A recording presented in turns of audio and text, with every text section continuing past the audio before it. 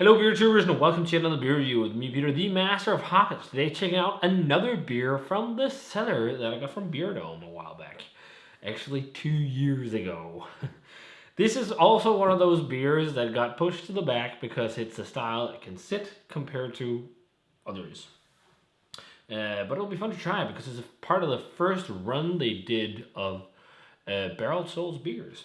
So this is from Barreled Souls, and this is their Dark Matter aged in Heaven Hill bourbon barrels from 2020. It was aged in the barrels for 11 months and 29 days, and it's an 11.5% Imperial Stout. No adjuncts, no nothing, just a stout in barrels. What's interesting with this, though, is that it used to be called a dark ale and not a stout. And the reason being is that they felt like it did not exactly fit into the category of Imperial Stout when they just started brewing it in the beginning, because it was quite different to Imperial Stouts on the market. But since the style of Imperial Stout has become really broad and there's so much variation on it, they decided to call it an Imperial Stout, at least since 2020, I think.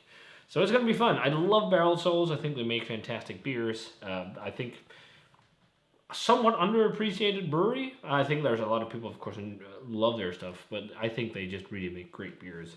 So yeah, it'll be fun to try this one. So yeah, pours a very nice black color. I can see with the whole dark ale thing, it's not like the thickest, richest pitch black beer.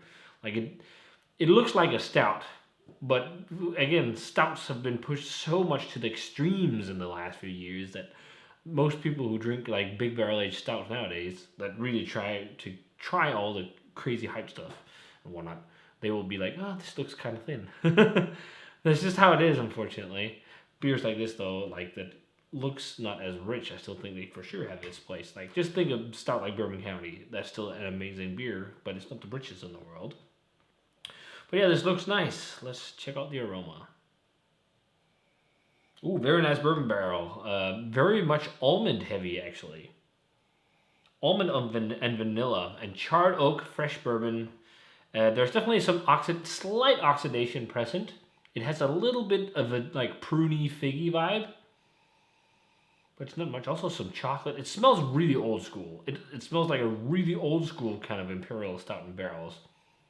Because like dark fruity, chocolatey, roasty, toasty, some coffee notes, a little bit of leather, umami. But it's like it's not like the really saturated, deep, rich profile. It's more light, but still lots of complex flavor. It smells like stout, you know. I can see why it smells like an Imperial Stout, but I can see why they've called it a dark ale too, because there is a roast profile, but it has a lot of like dark fruity elements that I think a lot of people will, associate with a dark ale. But yeah, let's give this one a taste, and also thanks a ton to Beerdome for the beer. Check them out. Link for the shop is down below. They actually got some Barreled Souls, I think, earlier this year. I'm pretty sure they don't have this one anymore, but check them out anyways. Let's try it. Cheers.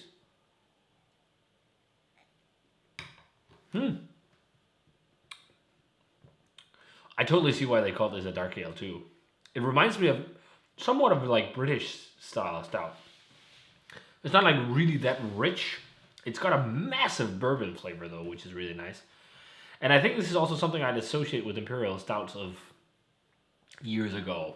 I mean, it's got a massive, awesome barrel flavor.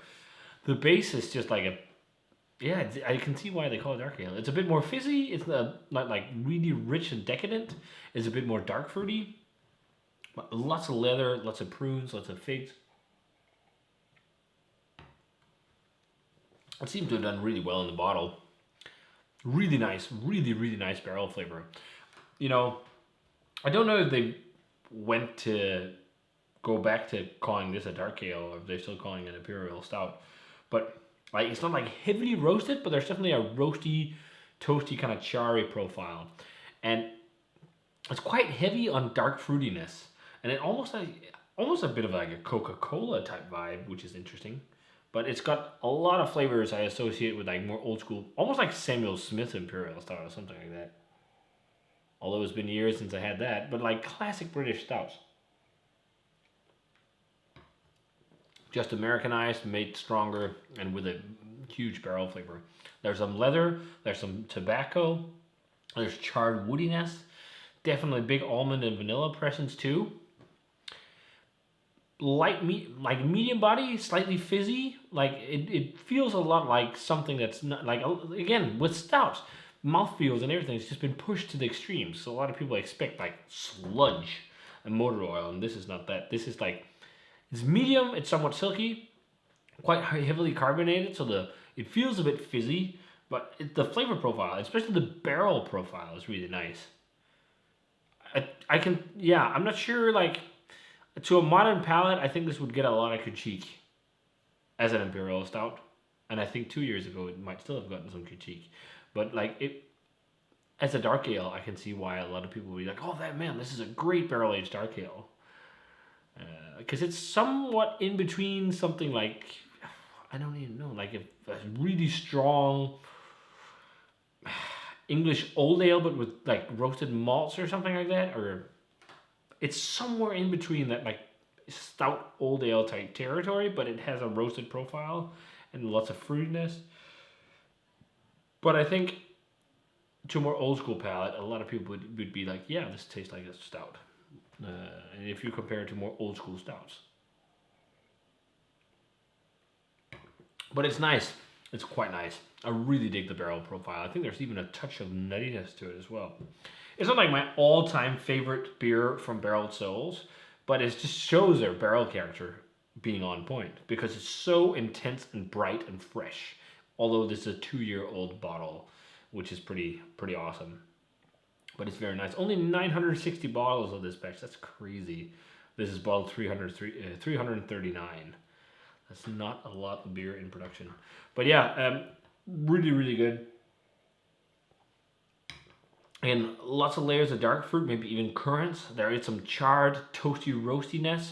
Lots of vanilla, lots of charred oak, lots of caramel, lots of bourbon, some almond too. Maybe not so much like chocolate and whatnot, but there's lots of fudge. And there's definitely almost like a little bit of a tobacco edge and a little bit of a leathery edge.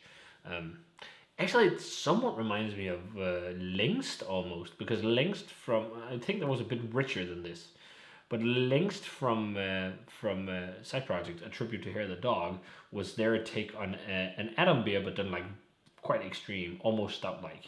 This is a bit similar, actually. It's like leathery and whatnot, almost stout-like with lots of barrel flavor, but not really stout-like. So yeah, it's really good. It's fun. I mean, if you can find this, I still think you should check it out. I mean, it's really good, and if you love more old school barrel aged beer, I think you'd really dig this. Like a 92, 93, I'm getting a little bit of a sweet honey thing too. It's quite nice. Yeah, held up really well. So, if you guys had a chance to try the Bourbon Barrel Aged edition of Dark Matter, specifically the 2020 vintage from Barrel Souls, let me know what you thought of it. Really, really tasty stuff. If you enjoy these kind of more dark fruity, leathery, figgy, pruny type stouty beers, let's say it like that. And if you guys had this one, let me know what you thought of it. As always, remember to comment, subscribe, check out the Facebook fan page and Twitter and Instagram. Give this video a thumbs up if you enjoyed it. Ring the bell for future notifications about videos. And of course, check out Beerdome. Link for their shop is down below. And I'm going to say cheers and see you guys in another beer review.